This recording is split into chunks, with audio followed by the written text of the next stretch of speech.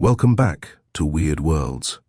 Join us on a journey through the pages of old, dusty, weird pulp magazines. Before we begin, I invite you to pause for a moment and share in the comments where in the world you're listening from and what time of day it is for you. You Don't Make Wine Like the Greeks Did by David E. Fisher. Amazing Science Fiction Stories, April 1960. Every century has its advantages and its drawbacks, he said. We, for instance, have bred out sexual desire. And as for you people, on the 63rd floor of the Empire State Building is, among others of its type, a rather small office consisting of 2 rooms connected by a stout wooden door. The room into which the office door, which is of opaque glass, opens, is the smaller of the 2 and serves to house a receptionist 3 not too comfortable armchairs and a disorderly, homogeneous mixture of lifes, looks, and New Yorkers. The receptionist is a young woman, half-heartedly pretty but certainly chic, in the manner of New York's women in general, and of its working women in particular.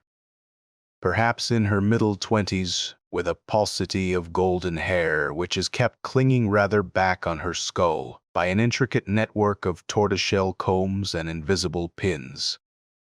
She is engaged to a man who is in turn engaged in a position for an advertising firm just 37 stories directly below her. Her name is Margaret. She often, in periods when the immediate consummation of the work on her desk is not of paramount importance, as is often the case, gazes somnolently at the floor beside her large walnut desk, hoping to catch a lurking image of her beloved only 37 stories away. She rarely succeeds in viewing him through the intervening spaces, but she does not tire of trying. It is a pleasant enough diversion. There is an electronics firm just 5 stories above her fiancé, and perhaps she reasons there is interference of a sort here.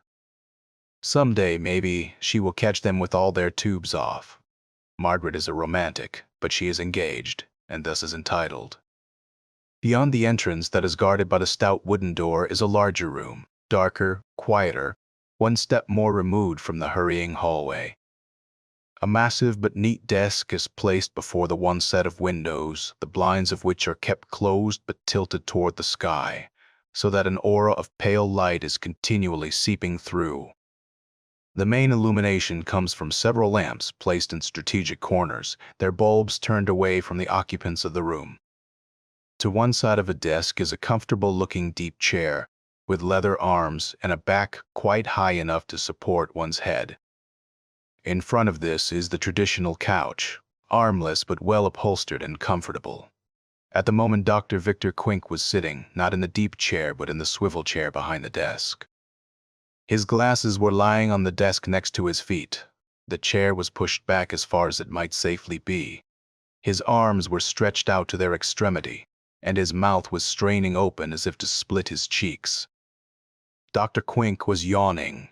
His method of quick relaxation was that of the blank mind.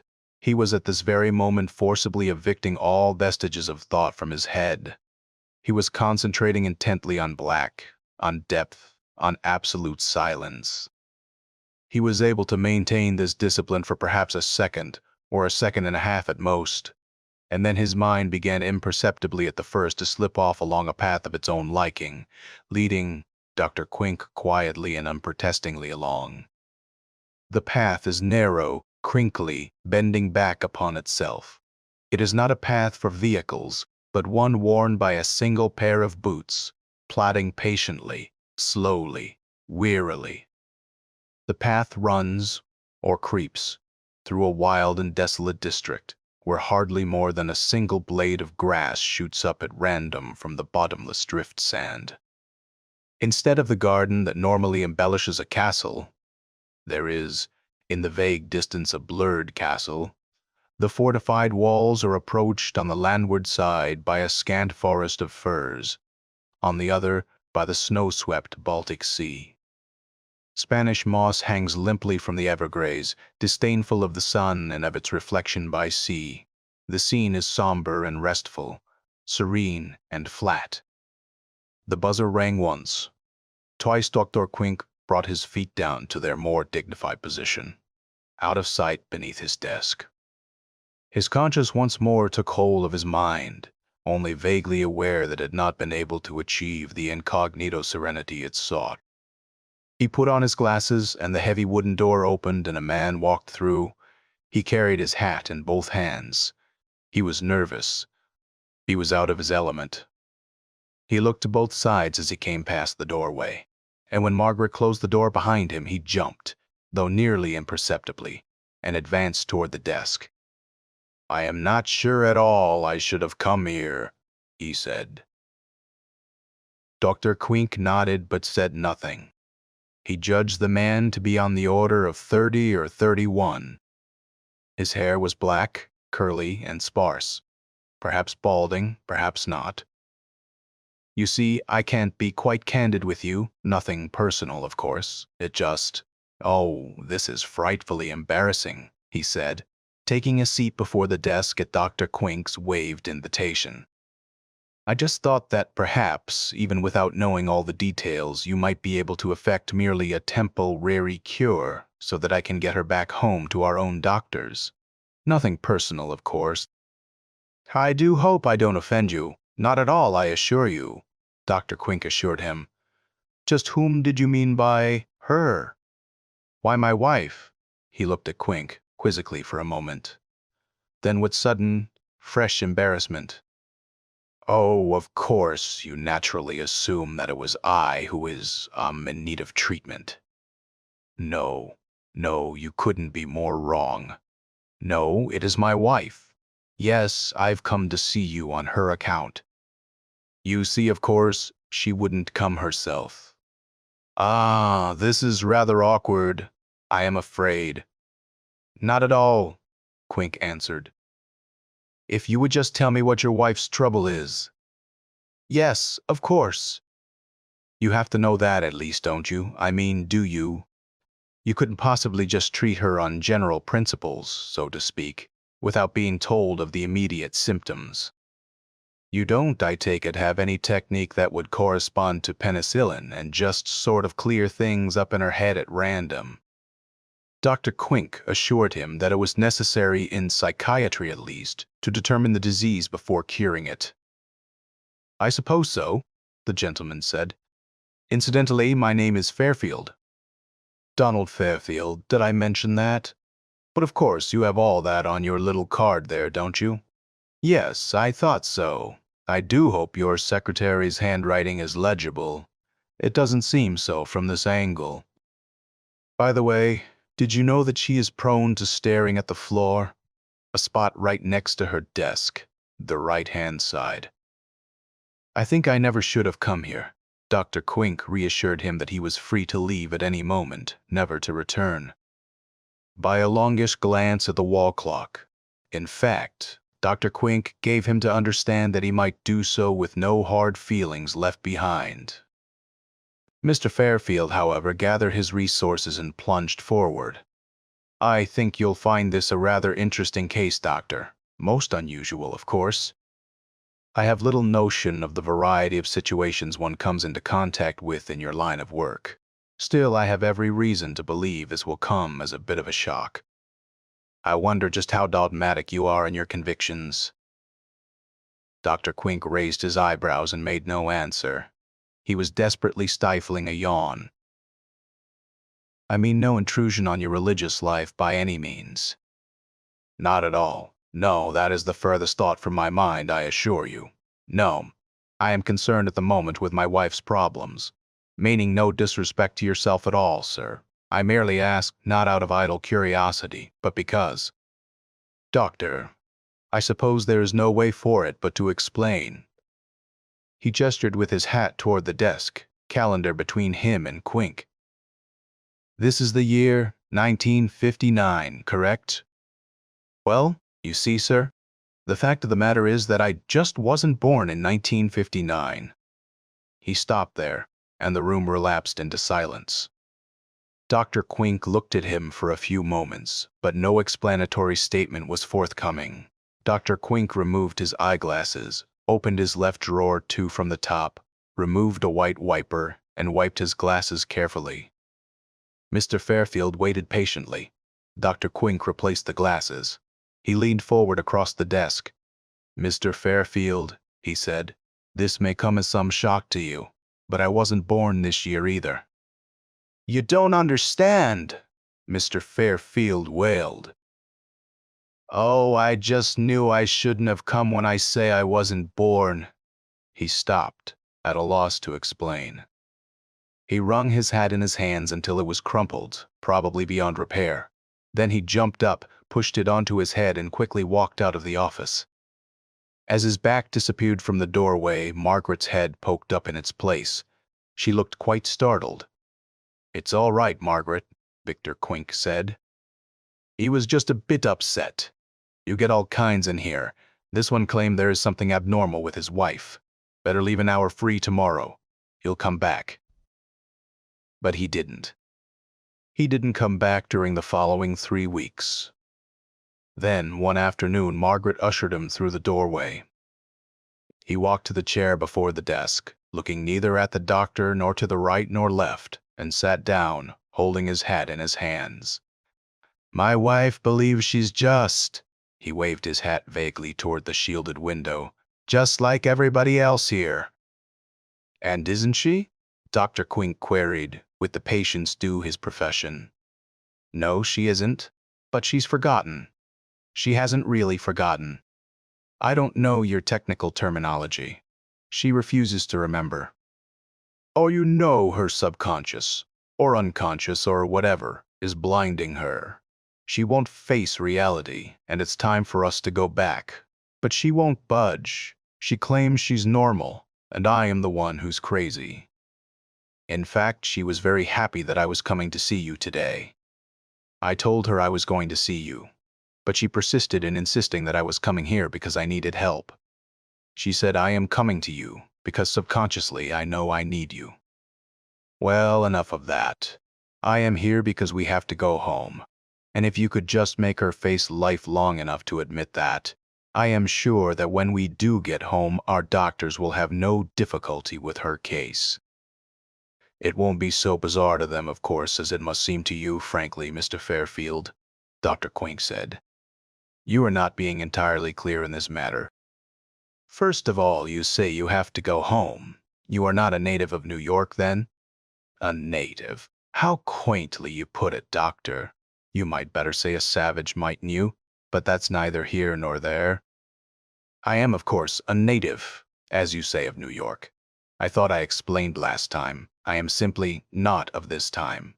Dr. Quink slowly shook his shaggy head. "I am afraid the precise meaning of your phrase escapes me, Mr. Fairfield. I am not of this time, Doctor. Nor is my wife. We are from the future, from very far in the future."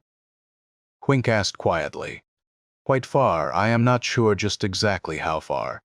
Systems of time measurement have changed, you understand, between our time and this, so that the calculations become rather involved, though, of course, only superficially." "Of course, quite understandable." "Quite. You are being understanding about this much better than I had hoped for, actually. At any rate, let's get on with it. For some obscure reason, my wife has fled reality, and now that our vacation is up, she refuses to return with me, stating flatly that she is never, to make a long story short, traveled through time, except, of course, at the normal velocity with which we all progress in the course of things, and that it is I who am out of my head, and though, while not actually troublesome, it would be thoughtful of me to see a doctor, or at least to shut up about this nonsense before the neighbors hear me. Could you see her tomorrow evening? She'd never come here feeling as she does. But I thought if you would come to dinner, you might hypnotize her, unawares, or... I don't think that's feasible under the Isn't it really? I am afraid I don't know much about this sort of thing. I am quite helpless in this affair. Really, I assure you, I was driven to desperation to tell you all this. I mean, you must understand that absolute silence, secrecy, that is our most absolute sacred rule. Perhaps you could just slip something into her drink, knock her out, so to speak, and I could then bodily take her back, Mr. Fairfield. Dr. Quink felt it necessary to interrupt. You must understand that it would not be ethical for me to do as you suggest. Now it seems to me that the essence of your wife's peculiarity lies in her relationship with you, her husband. So if you don't mind, perhaps we might talk about you for a while. It might be more comfortable for you on the couch. Please, it doesn't obligate you in any way. Yes, that's much better, isn't it? And I'll sit here if I may. Now then, go on. Just tell me all about yourself. Go on, just start talking. You'll find it'll come by itself after you get started. I suppose I asked for this. Coming here as I did.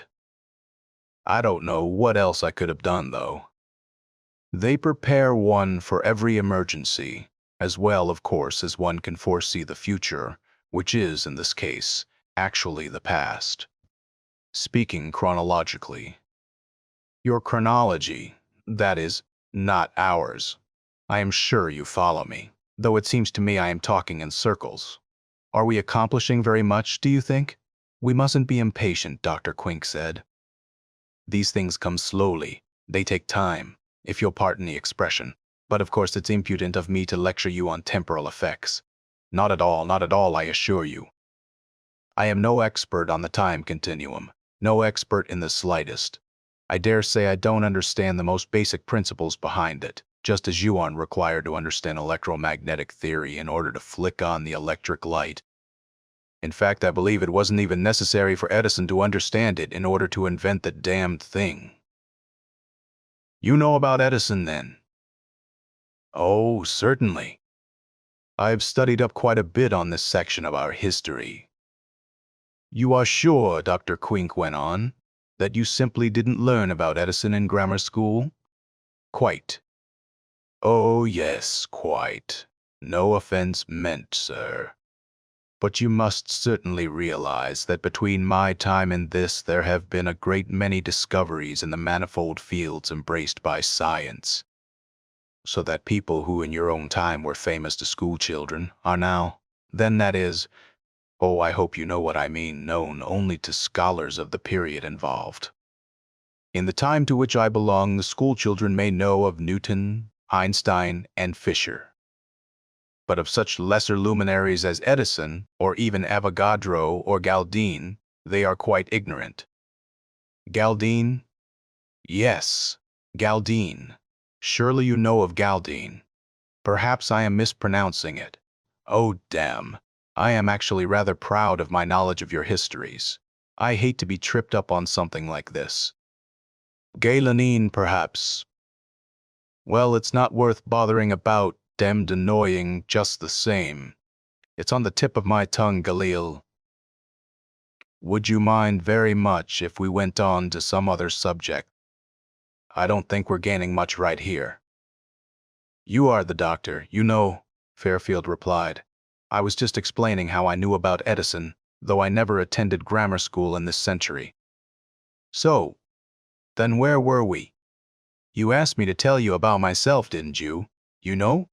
I'd much rather you told me about yourself. Fairfield suddenly sat upright on the couch, drew his legs up to his chest, crossed his ankles and hugged his knees. I was noticing that picture you have hanging on the wall, he said.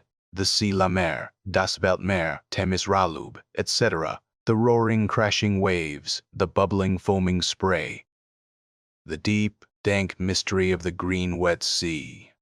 Marvelous, marvelous. Do you indulge in sex, I mean? You.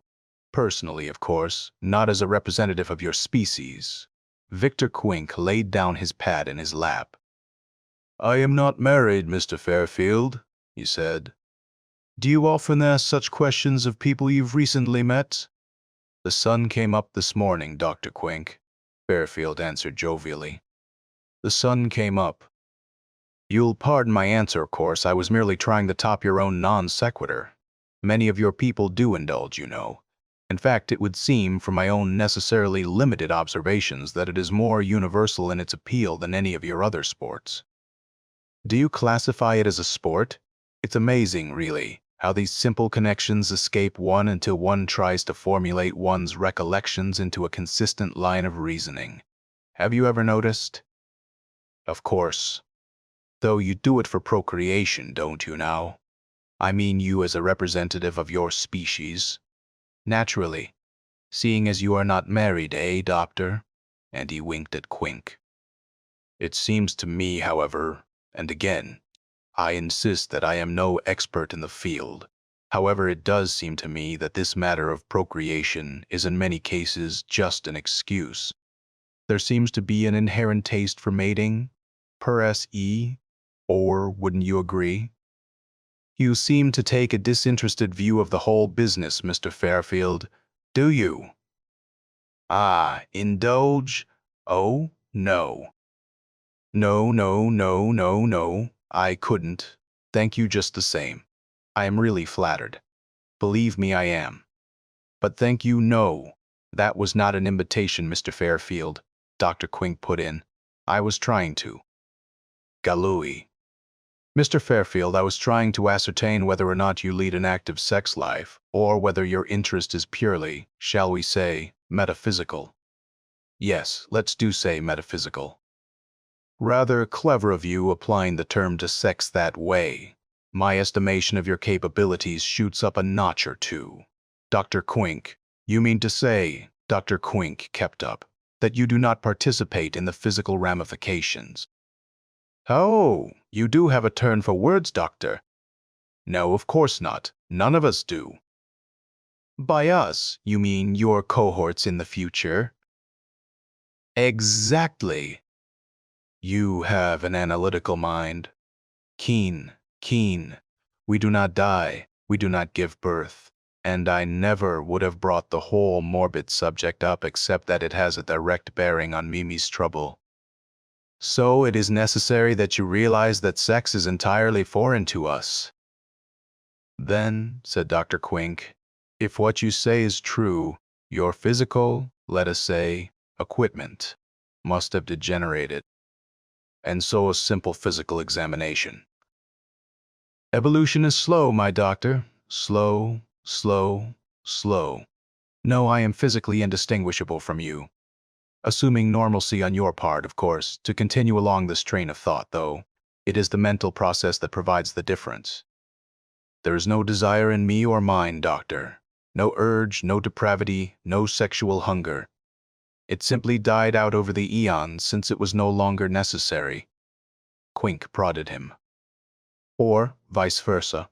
With the urge dying, it might have been necessary for us to circumvent the entire business. An academic question. Really, the chicken or the egg, all over again. But since we have conquered time, so to speak, it must have occurred to you that there is no need for us to die, and thus no need for birth. You are immortal, then, Dr. Quink said, scribbling in his notepad. Mr. Fairfield shrugged. It beats sex. Which brings us to the problem we are discussing. If we can forget myself for a few moments, Mimi seems to have been awakened to the sexual urge, and that provides an embarrassing situation.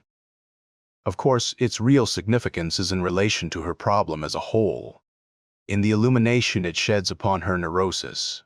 Yet in itself, it is, as I say, embarrassing. Coupled with my complete indifference, I mean. Have you any plans for this evening? Perhaps you could dine with us without delay. Dr. Quink would not ordinarily have accepted such an invitation. Being of that class of physician which believes a disease, be it physical or mental, best treated in the antiseptic confines of the office or hospital. Mr. Fairfield, however, struck him as being the altogether unprepossessing possessor of an altogether distinguished psychosis. He was, in fact, rapidly supplanting in Dr. Quink's estimation his previous favorite. Already Dr. Quink was writing, mentally of course, the introduction to the paper he would present to his professional journal. Throughout the automobile ride out to Long Island, Donald Fairfield was quiet, as both hands tightly on the steering wheel of his new Buick. He alternately fought and coasted with the eastbound traffic. Dr. Quink forced himself to relax, to ignore the ins and outs of the commuter's raceway. He folded his arms across his chest, slumped down in his seat with his legs stretched out as far as they would reach, and observed the facial contortions of his driver patient. Fairfield's lips would twitch as he twisted the wheel and shot into the left lane. His foot pressed down on the gas and the right corner of his lip pulled back in sneering response. The sudden surge of the Buick seemed intimately linked to one muscular act no more than to the other. His eyebrows pressed intensely together, caressing one another, as the big car whipped back into line. A sharp outlet of breath between tightly clenched teeth preceded the sharper blast of the horn, and then the Buick was swerving out to the left again with the accompanying lip twitch.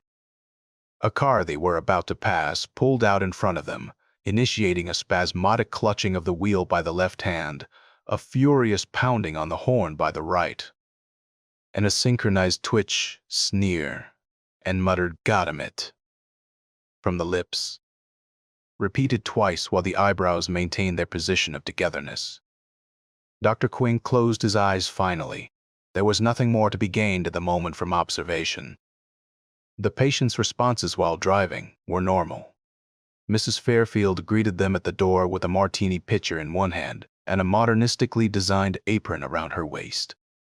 She uttered little squeals about them being early and ushered them into the living room where she settled Dr. Quink on one end of an 8-foot powder blue divan. Before she left the room, with the martini pitcher still clutched tightly in the one hand, the other rapidly undoing the apron of modernistic design. Donald Fairfield had not said one word since the front door had opened in response to their ring. None had seemed to have been necessary, nor, in fact, possible under the deluge of Mrs. Fairfield's effusive greeting. Now he sat in the tilted green armchair in one corner of the room and, closing his eyes, relaxed from the strain of the drive.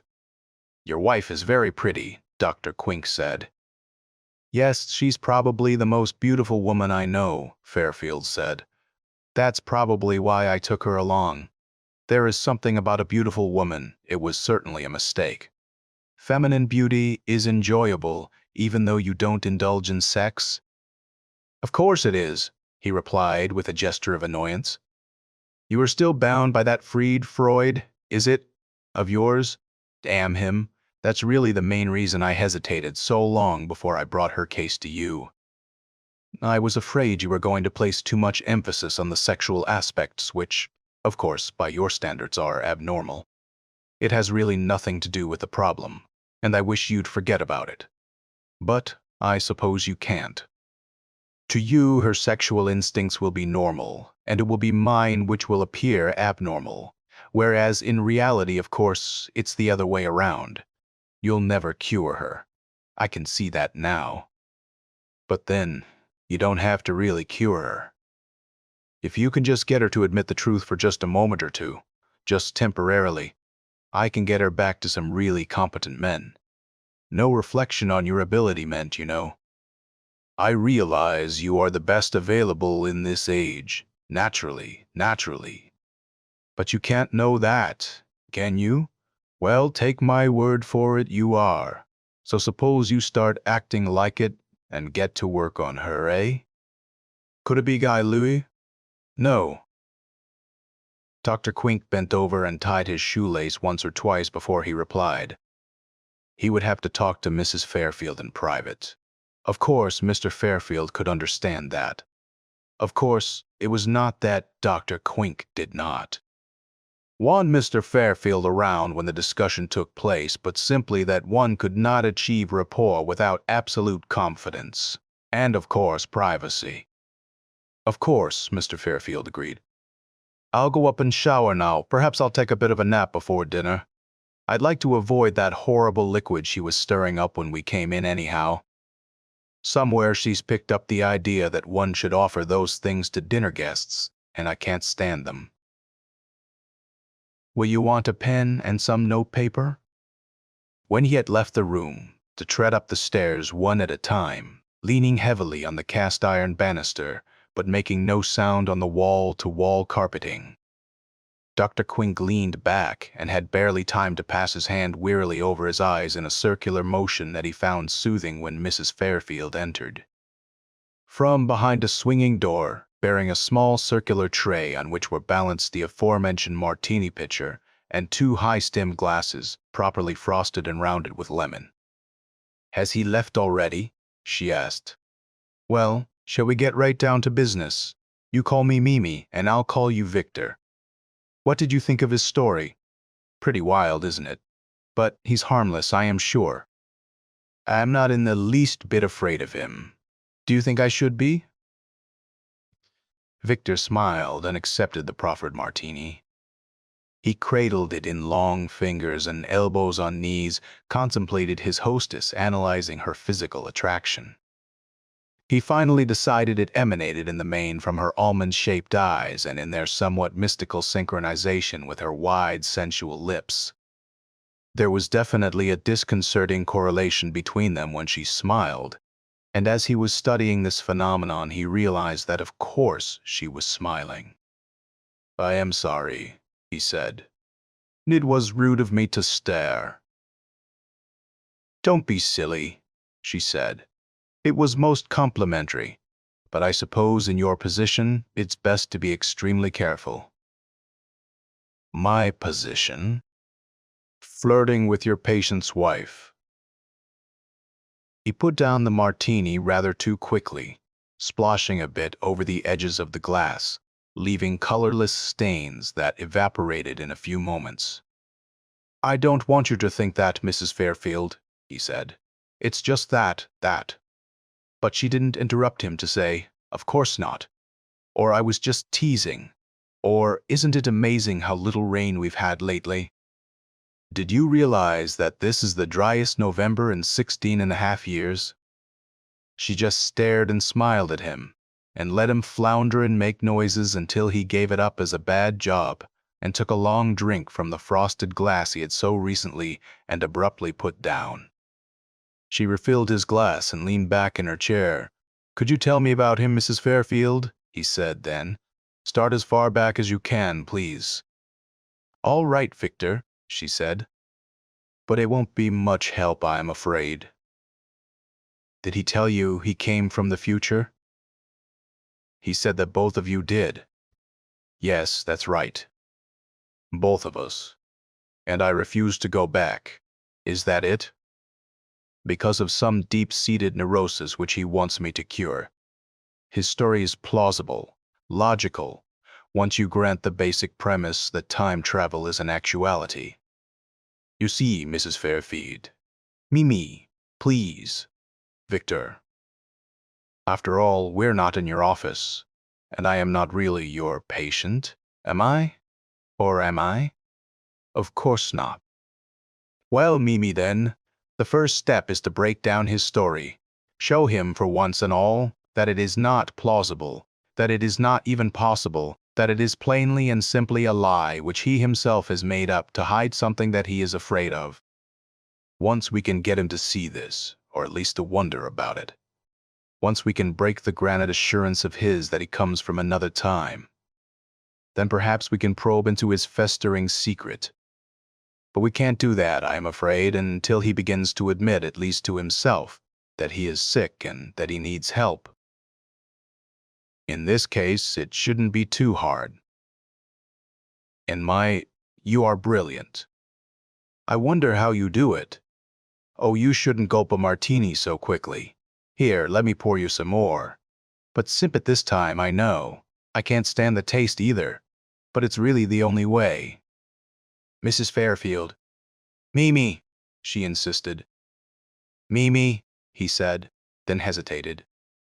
Mimi, she prompted.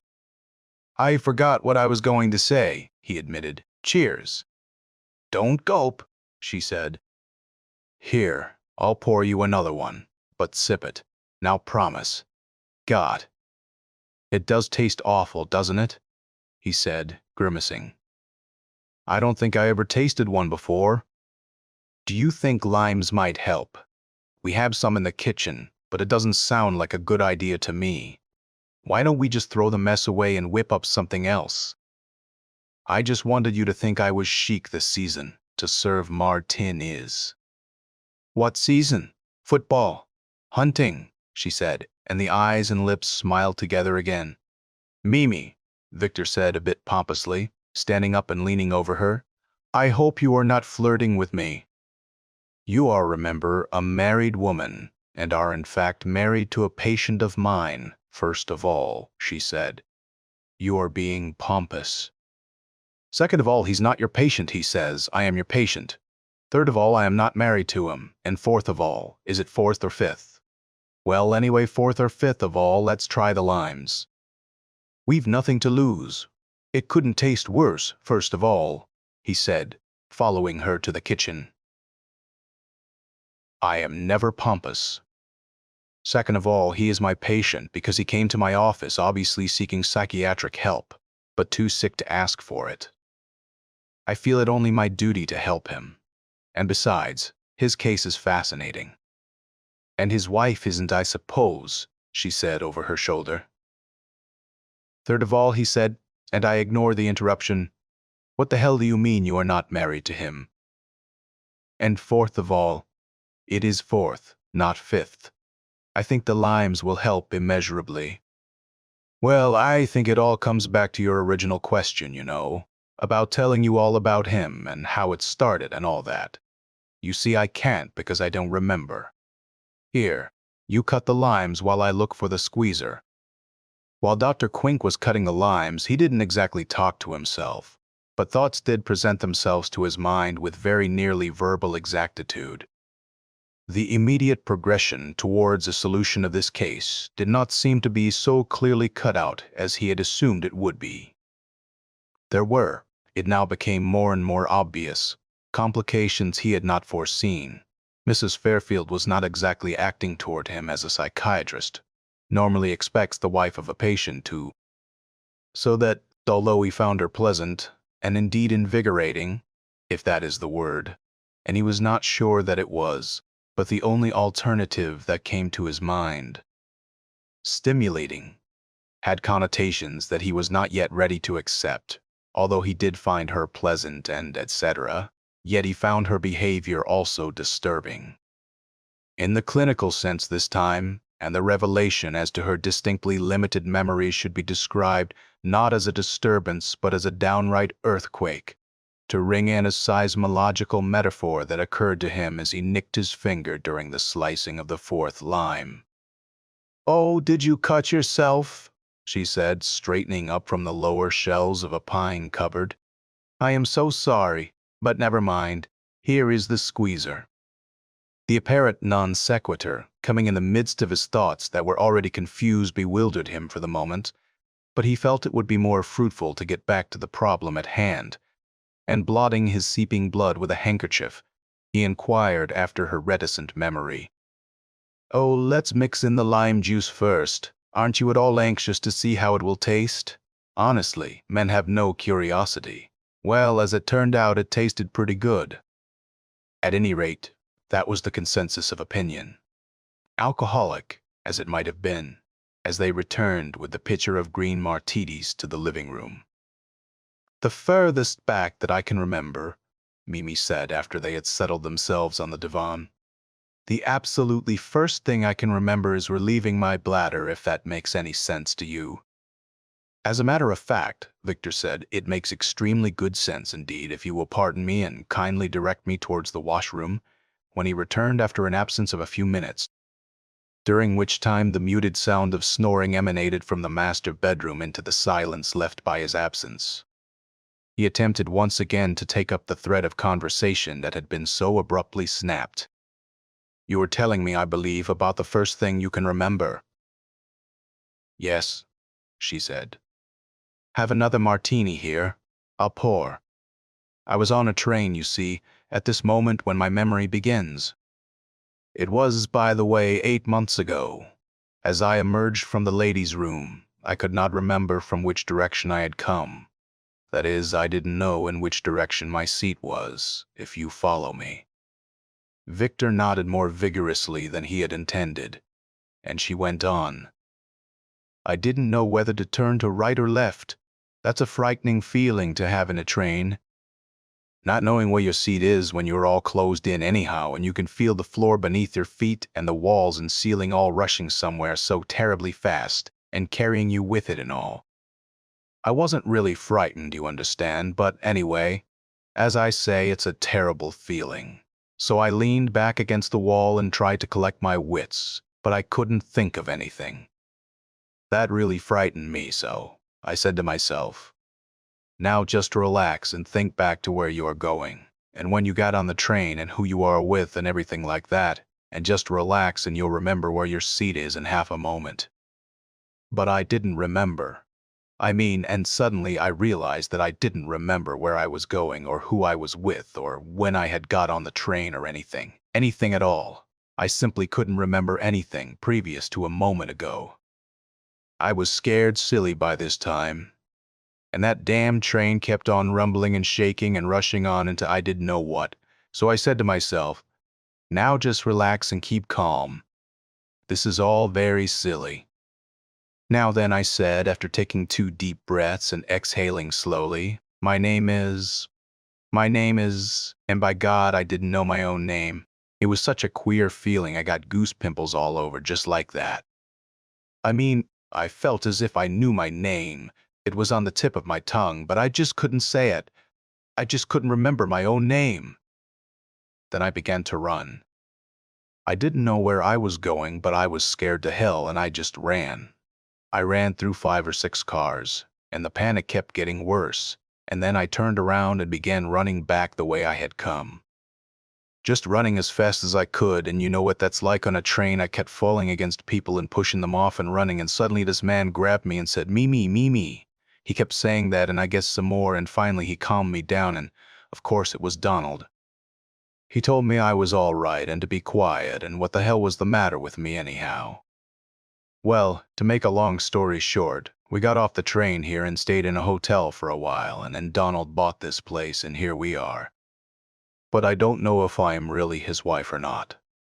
Did he mention sex to you? Victor nodded, and she said, so you know I am not his wife that way, at least? And I have only his word that we were ever married. You don't have a marriage certificate or pictures? We don't have anything that would prove our existence prior to that date we were on the train. Naturally, he'd have left all that behind when we left, wherever we were coming from. Any documents at all would ruin his story.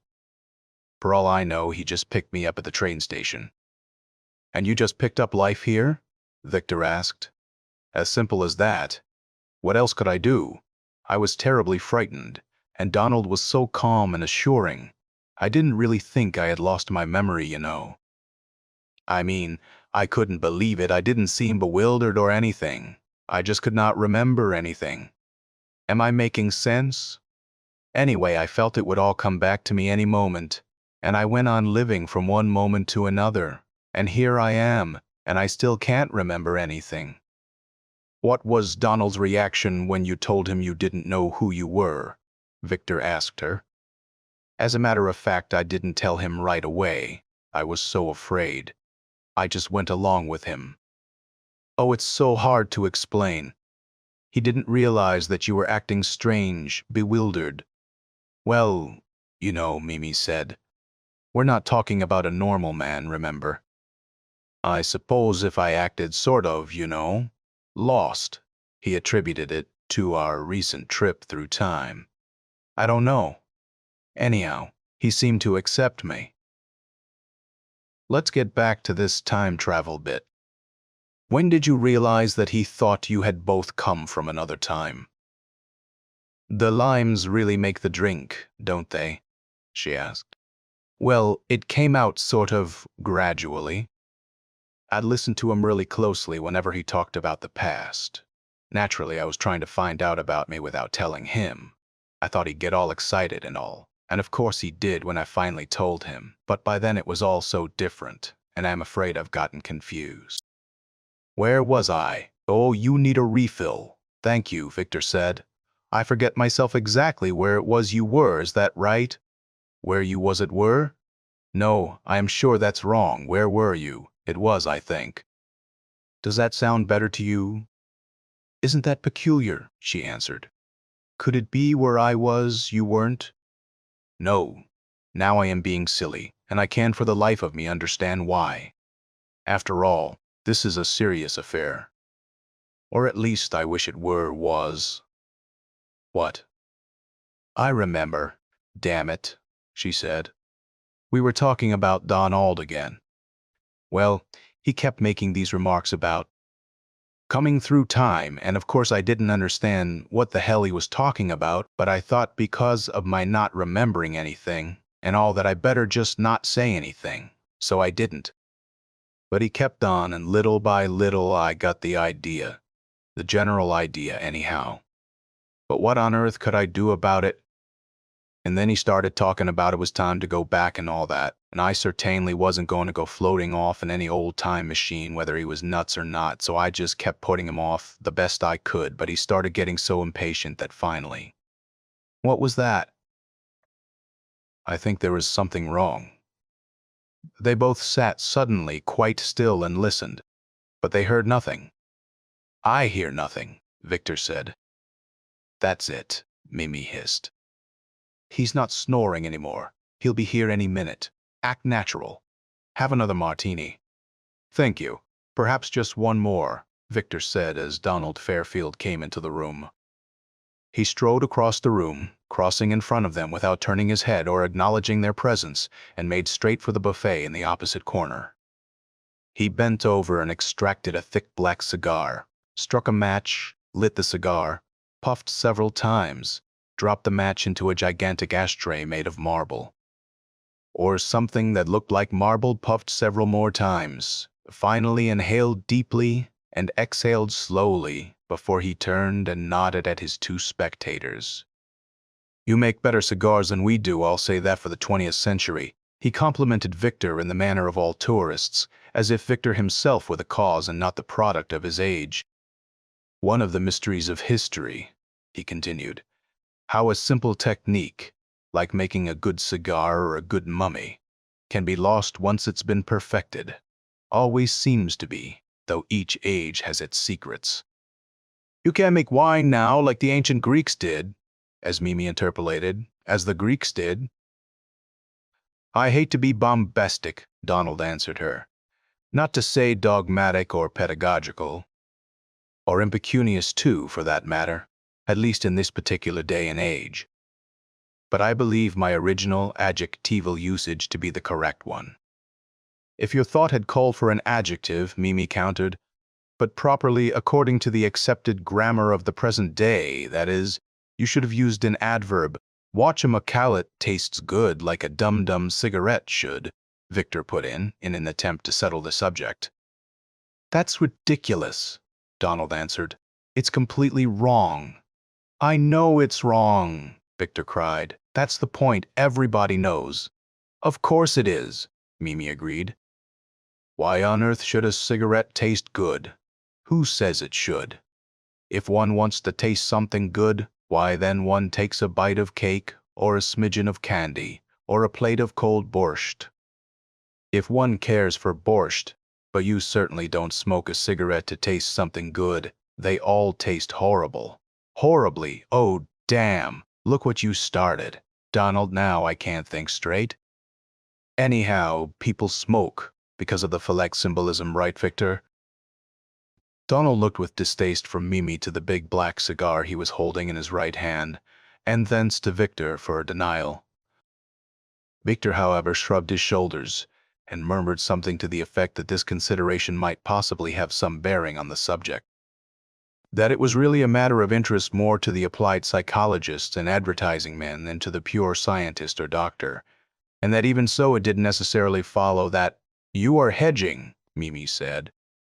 "All you have to do is watch a woman smoke and then watch a man, Anne." I thought we were talking about wine, Donald interrupted, crushing out his cigar in the oversized marble, or nearly so, ashtray. What were we saying about it? You were commenting on the relative excellence of our wines and those of the Greeks, Victor told him. I was wondering if perhaps you visited them too. Donald Fairfield did not answer the query. He stared at Victor contemplatively, drew in a deep lungful of acrid smoke-filled air from above the smoldering ashtray, and let it out again. This is not going to be as simple an affair as it should be, he said finally. I can see that now, but I suppose there is nothing to be done but to see it through. I take it you settled everything between the two of you while I've been gone. Oh my, Mimi ejaculated. I've got to see about dinner. See if you two can find something to talk about while I am gone." She hurried out of the room, one hand already reaching for the apron of the modernistic design as she passed through the swinging door into the kitchen. "Well," Donald began, "what did you discover from my little wife?" "To begin with," Victor answered him, "she seems to have lost her memory. Everything previous to an experience on the train some 8 months ago is a total blank. Were you aware of this?" "I was not only aware of it, I told you about it," Donald answered. "What in God's creation is this moldy brew?" he asked, after taking a deep gulp from the lip of the pitcher and spitting most of it into the first ashtray he could reach. "Lime martinis like a daiquiri, only drier. If you don't care for them, you might refill my glass, that's right. You did tell me she didn't remember, but of course you didn't believe me," Donald finished for him. "Naturally. Look, Dr. Quink, I think I am a reasonable man. Damn it, I know I am. I don't expect you to believe me right off the rat when I walk in and tell you." "Bat," Victor interrupted. "I beg your pardon," Donald countered. "Bat right off the, not rat, right off the bat, it's a colloquialism, comes from baseball. That's a sport we play. Perhaps you haven't come across it if you've only been here some 8 months. "Yes, just about 8 months. I've heard of the sport. Of course, but haven't gone to see a game yet. Do you think it's worth my while?" "Probably not. Strictly a partisan sport. Yes, I see your point." "Not an idiom?" "You wouldn't say." "No, definitely not," Victor said. "Takes time to make an idiom, but only God can make a tree. Oh Lord, I better have another martini." "Would you pour? I think I might miss." "Still a colloquialism." "Not a doubt about it. The expression hasn't lasted to your day, I take it." "If it had, then it might be an idiom. Might I say, only might I promise nothing." "And quite right you are," Donald said. "Still, I want you to understand that I don't expect you to believe me right off the bat when I wander into your busy little office and tell you, by the way, what is your receptionist doing, always staring at the floor right next to her desk? She's in love. He's an advertising man. Oh, well, yes, of course, when I tell you I come from the future. Obviously, you are not going to accept that right off the rat. As I say, I mean, no one could expect you to. However, after talking at length to me in your office, and then holding a private conversation with my wife, you should, I think, as a trained and highly competent psychiatrist, certainly the foremost of your day." At this point, Victor had waved a deprecating hand. "Please allow me to say that I am certainly a better judge of your position in this world than you could possibly be, seeing it in the proper perspective, I mean. I did not intend to compliment you when I described you as I just did. I merely state a fact already known to my confrères. Then you should, as I say.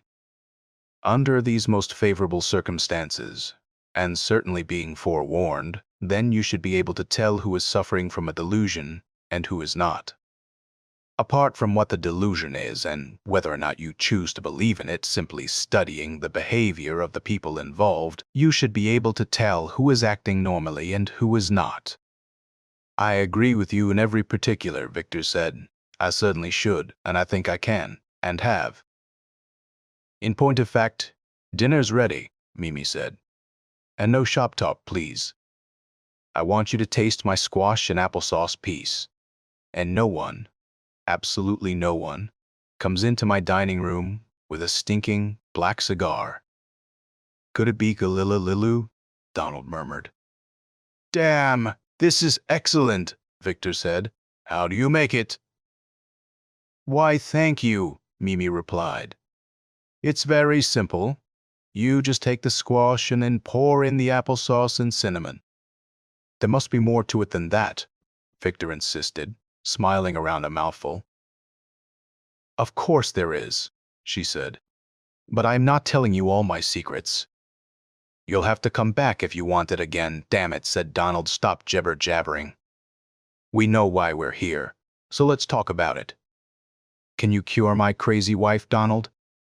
Mimi spluttered. Now, Mr. Fairfield, Victor said, let's not be unfair. Your wife has amnesia, but she's not crazy.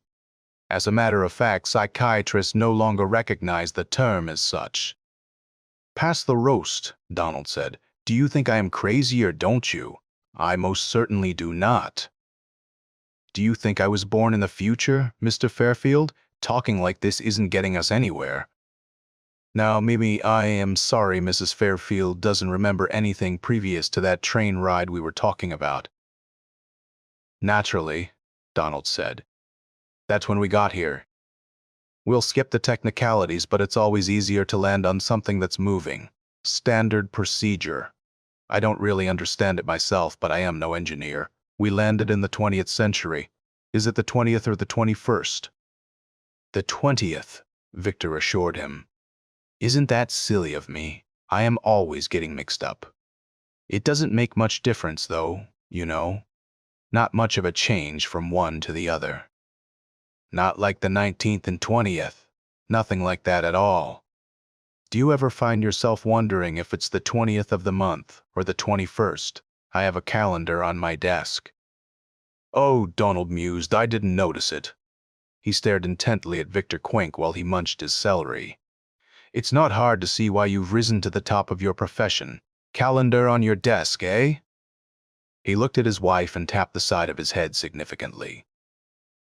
You landed aboard this train some 8 months ago, Dr. Quink prompted. What are you doing here anyhow?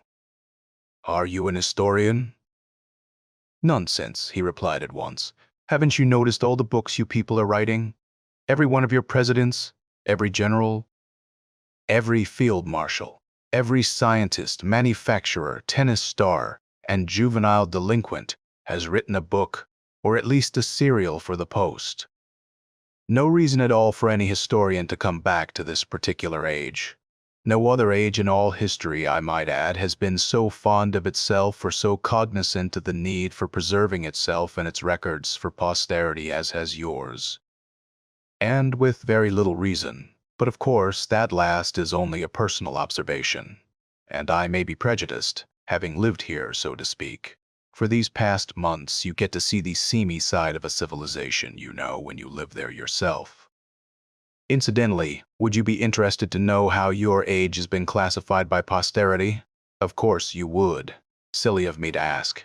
Well, to get on with it, you know how historians are always naming periods, and groups, and whatever.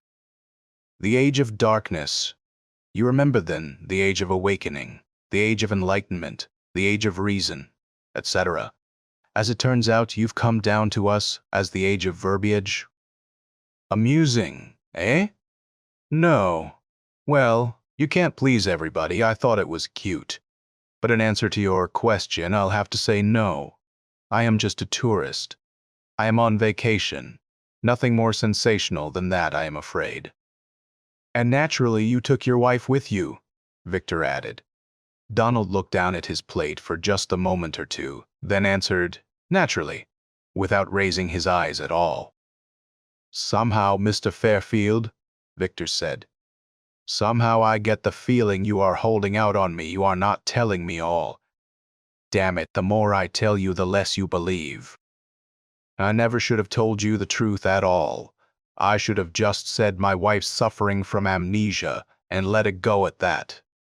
I am not an engineer either, Victor answered. I can't just twist a screw and restore the proper functioning of the memory mechanism. I've got to know the whole truth, Mr. Fairfield, the whole truth. How come my wife is Mimi and I am Mr. Fairfield? I am sorry, Victor stammered. Donald. You are embarrassing him, Mimi interrupted. Just joshing, pulling your toe or leg or some such, Donald assured him. We might as well be friends, at least. Make it Donald, too. I might even take your autograph back with me. I think the fights are on television. Want to watch? I'll just do up the dishes, dear, Mimi said. I am afraid I don't care much for the prize fights, Victor said. Just sit where you are, then, and relax. I'm going to watch them. "Won't see many more of them before we go," he said, throwing a lowering glance at his wife as he left the room. He returned in a few moments, however, before the two of them had had time to begin a conversation, and addressed Victor. "Sorry to interfere, promise. I won't interrupt again. I am sure you two are making just miles of progress, and I dislike the role of an impedance. But a phrase just popped into my head, and I am sure I won't be able to concentrate on the fights properly until it's resolved. I wonder, Dr. Quink, if you could possibly tell me if this is the age that is so fond of saying that idiots walk with God. You know what I mean? That they don't need their wit because God's hand is on their shoulders, so to speak, and that's why, etc. Childish, perhaps, but touching, don't you think?" "I am sorry, Mr. Fairfield," Victor replied, "but I hadn't heard the phrase before. Perhaps I am just unfamiliar with it, or more probably you picked it up elsewhere on your travels." Donald answered, somewhat non-committally, perhaps. "Well, don't let me detain you. I'll just run along. Vaya con Dios," he waved as he left the room. They waited a few seconds in silence, but he didn't return. "Will you take him on as a patient?" Mimi asked when they heard the first roaring of the crowd from the living room. "I'd like to very much, if you want me to." "He's a fascinating case, but it won't be easy. It's going to take time." "Oh, that's all right," she assured him. "He's not dangerous, and we've plenty of money." "Take all the time you want, you know," he said. "I don't mind admitting I am pretty bewildered by now." He shook his head 2 or 3 times as if to clear it, then asked, "Where does the money come from?" "I don't know. I mean, what does he do for a living?" "I don't know. Did you ask him?" "Not yet. He'll probably say he brought the money from the future." "Uh-huh," she agreed. "Well, don't you even know where your husband gets his money, no?" "What a combination you two are," he muttered. "I can't hear you," she called from the kitchen. "The water is making too much noise. Come in here." He went in and leaned against the powder blue refrigerator while she soaked the dishes. "He won't come to your office for examinations or treatments," she said. "He thinks I am the one who's nuts." "That's probably true," he agreed somewhat ambiguously. "It would be better if you were my patient at the same time. You two have this amnesia anyhow. I'd like to clear that up." "Would you be willing?" "Oh, I'd love it," she cried.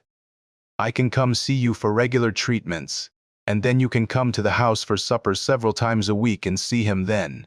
"Let's go see if he agrees to that," Victor said. Mimi dried her hands in a hurry on a dish towel, grabbed a handful of his fingers and pulled him after her to the living room. Her fingers were still cool and damp. He saw a lot of the two of them in the few weeks following that night, but he learned nothing more. Donald Fairfield was sulky and uncommunicative, muttering only over and over again that he had already said too much, and Lord knew what would become of Fear. Him when he got back, but he didn't see what else he could have done under the circumstances, and no one else had ever gotten into such a fix. Why the hell did it have to happen to him? A quiet and thoughtful and considerate man who wouldn't swat a fly, or anyhow not a pregnant fly. This opened up an entire new line of discussion. Mimi didn't know, in reply to his query, whether flies got pregnant or not. At least she had never seen one. Donald was forced into a short lecture, barely remembered from second-year biology, but it seemed to satisfy them. "We don't have lower forms of life at home, you know," Donald apologized. On days when he didn't come to their home for supper, Mimi would have the last appointment of the day with him, and after her hour they would leave together, waking up Margaret before they left the office. Stop off for cocktails before Mimi had to catch her train. Miss the train, have dinner. Miss the next train, catch a show, or walk in the park, drive Mimi home, and finally part. They talked a lot. They talked seemingly without reserve, but Victor learned nothing new. Her life before that train ride was simply a blank.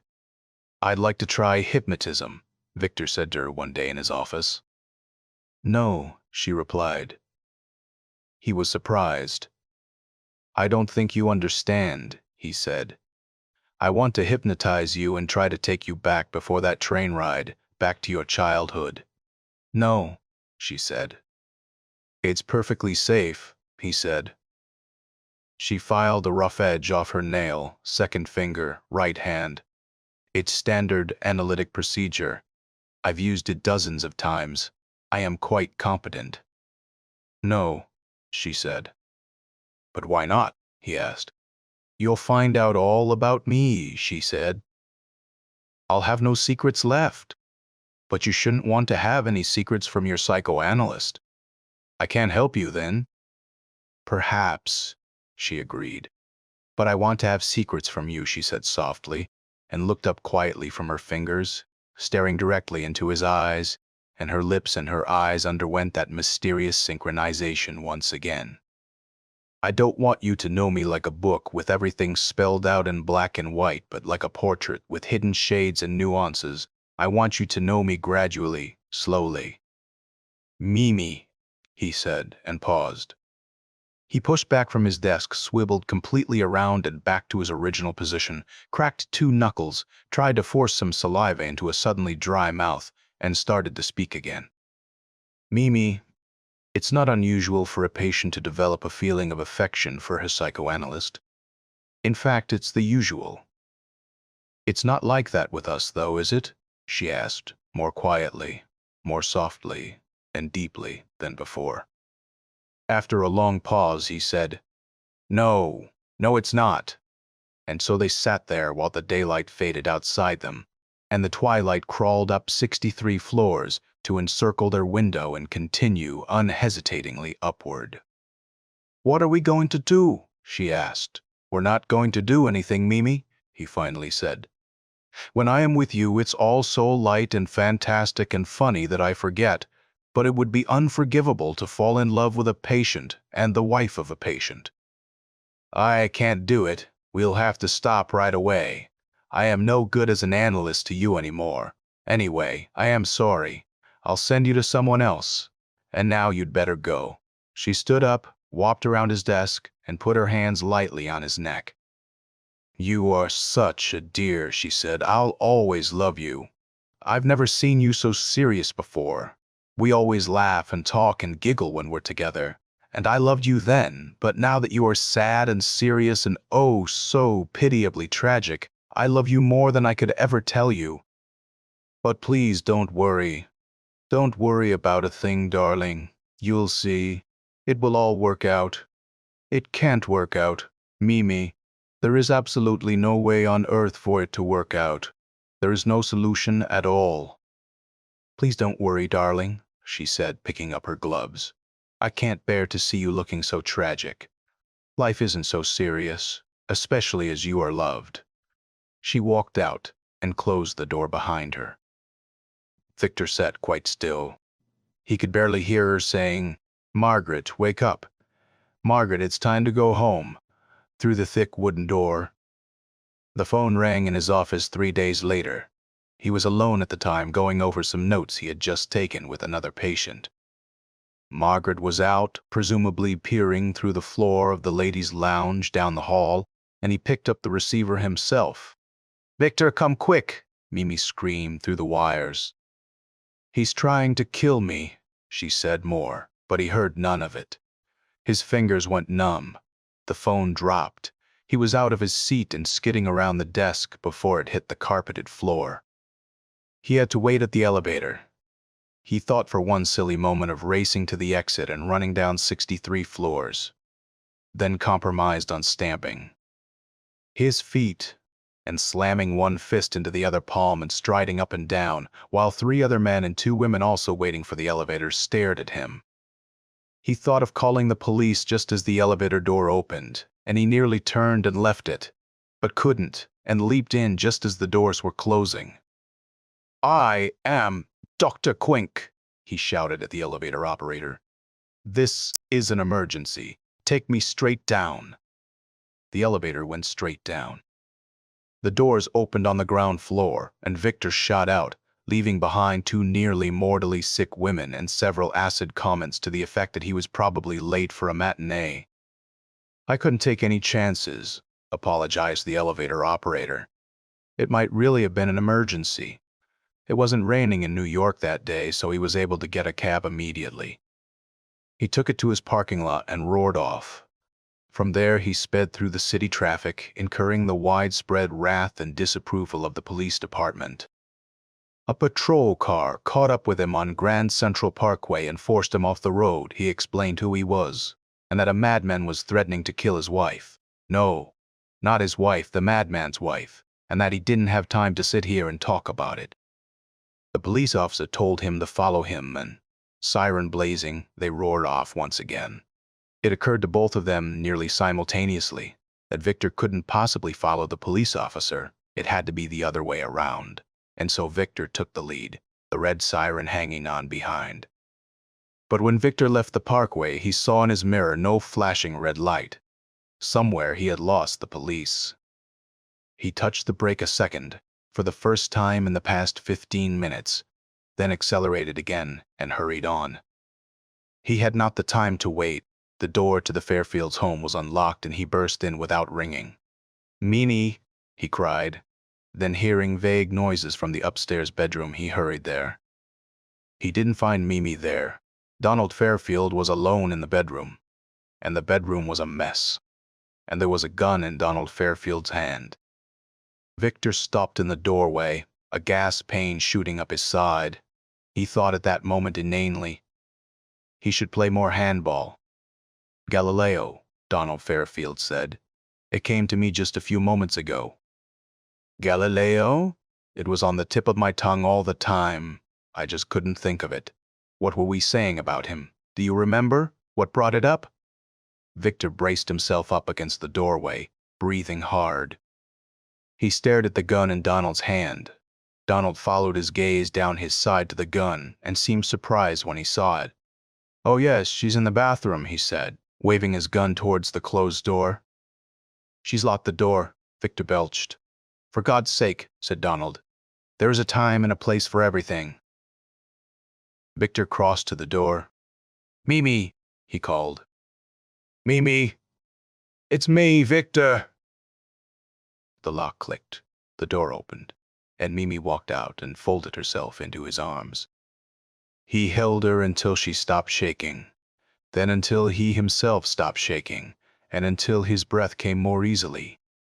He kept all the while his back toward Donald and the gun, and his arms folded around her so that she was safe from him. Then he turned, and calmly as he could, he asked what in the holy hell was going on.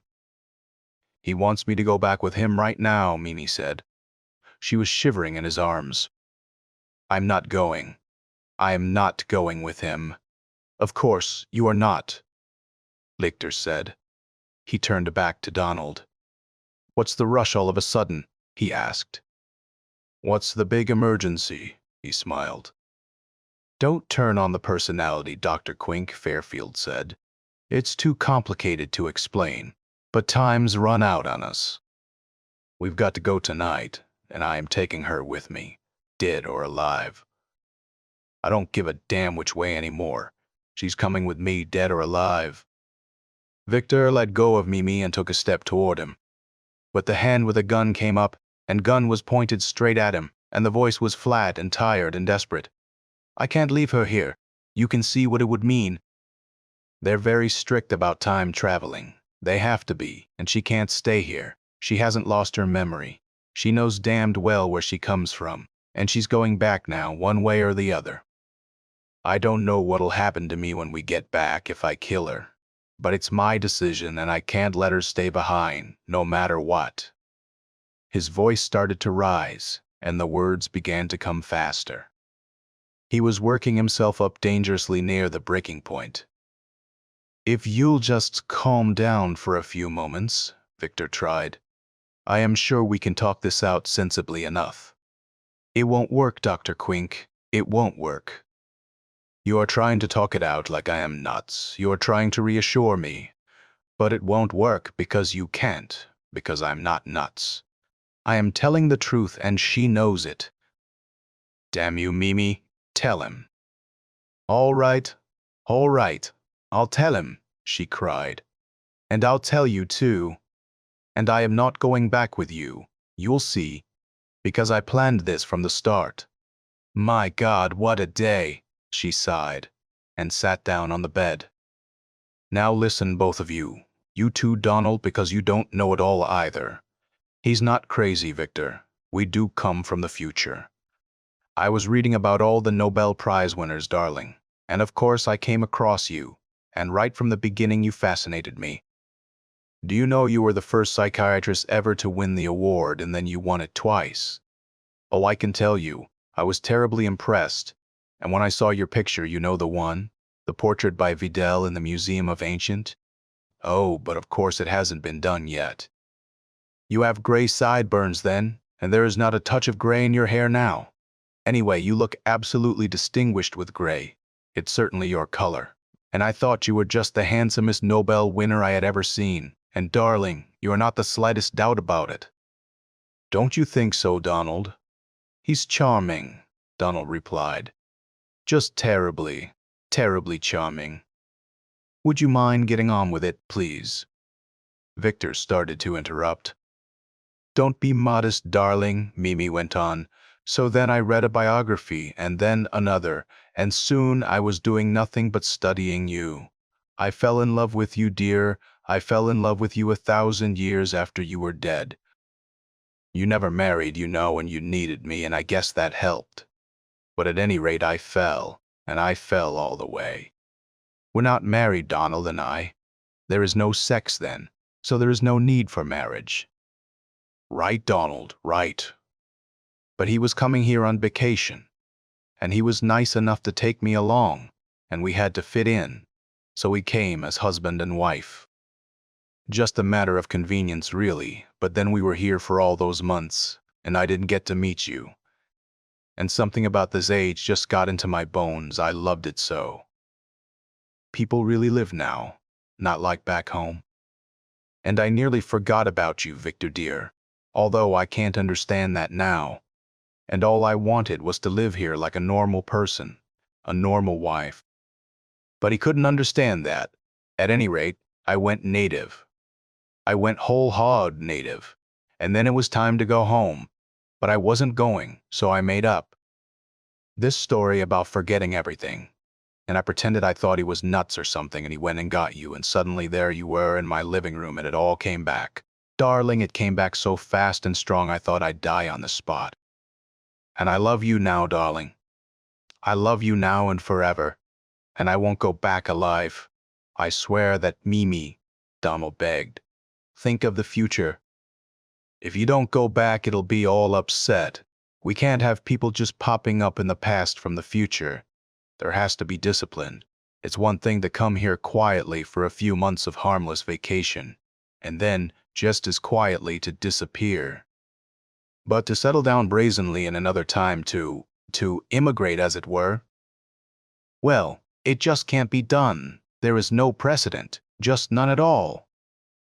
Nobody would think of doing such a thing. Why, who knows what would happen if you stayed here? It could upset the whole pattern of the future.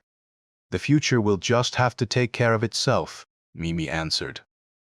I love him, and you can't argue with that. There's nothing you can say that can argue with that. I don't care poof for the future.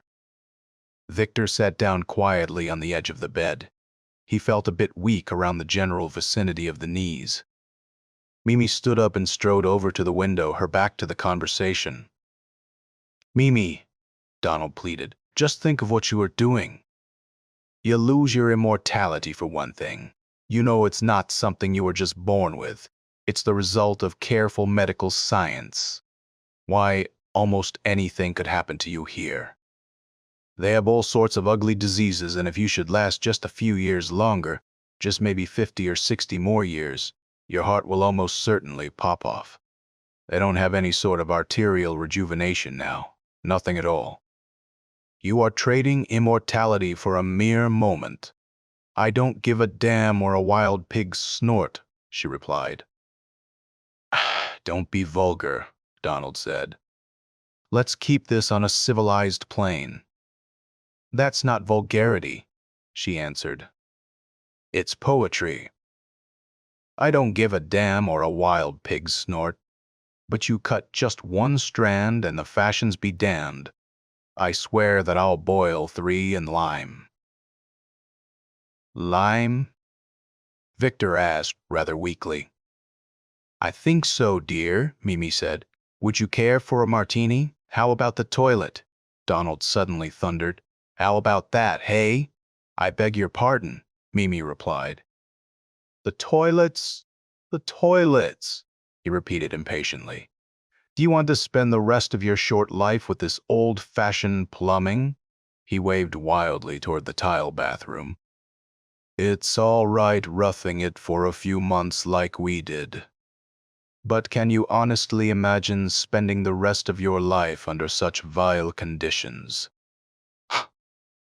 You didn't think of that, did you? He continued when he saw the sudden stricken expression on her face. You don't like the idea, do you? Mimi clenched her fists at her side and stamped her little foot.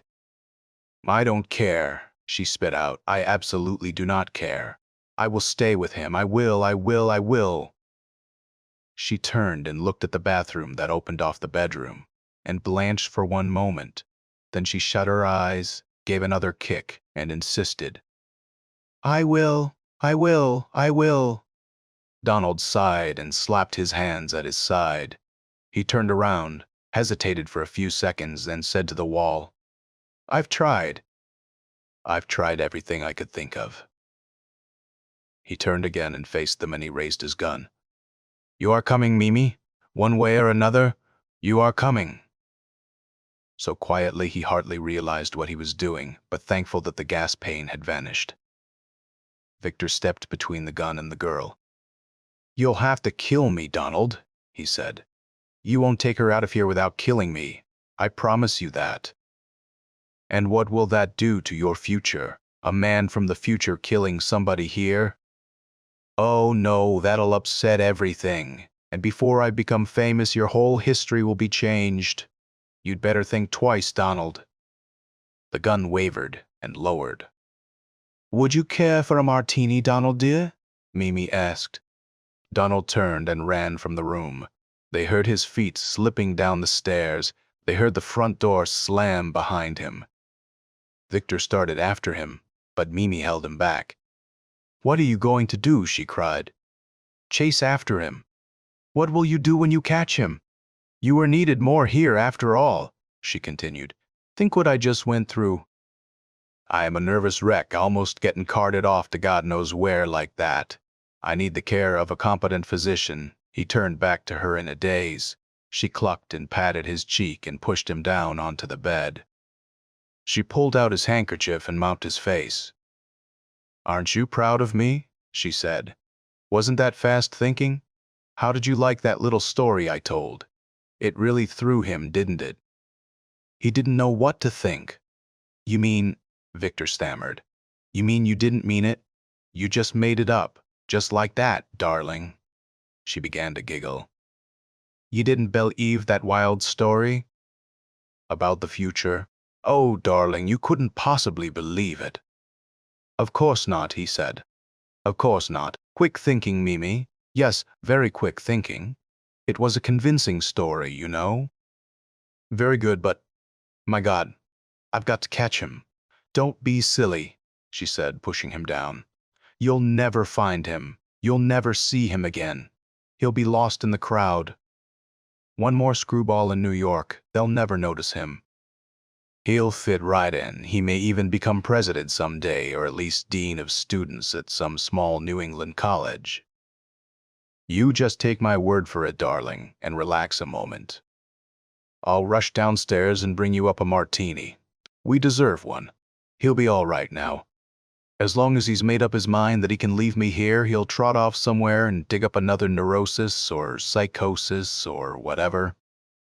He's not dangerous anymore. And you heard him say we were never married, and we have no marriage certificate. So I guess we're not. Can't we just forget about him, just as if he never existed? Maybe he never did exist. Maybe he was just a figment of our imagination. Maybe he was just an instrument of kismet to bring us together. Maybe he was just a wandering minstrel or a memory looking for a chance to be real. Maybe you'd better not talk so much, but just bring up the martini. Better bring a pitcher. Green ones. And so she did. Their first honeymoon they spent in Bermuda. They took their second on a trip to Sweden 10 years later when Victor went to accept his first Nobel Prize. And of you don't make wine, like the Greeks did by David E. Fisher. If you found this story interesting, take a moment to support the channel. Hit subscribe, click the bell icon so you're notified of new stories, leave a comment, and give the video a thumbs up. Share it on your socials if you think others might enjoy weird tales. And if you'd like to go a step further in reviving these forgotten horrors, you can click the super thanks button below, or become a member of the channel. With your support, these dusty old stories may see the light once more.